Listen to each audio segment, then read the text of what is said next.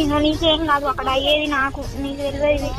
scene ఇంకో scene నువ్వే first ఓరి అక్క గిదేంద్ర గిట్లు ఊతుంది అరే నేను ఊతున్నానా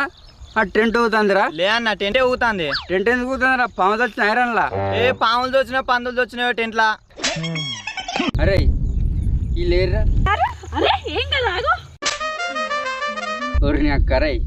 అన్న పోరి పోరి అన్నది వచ్చిర్రు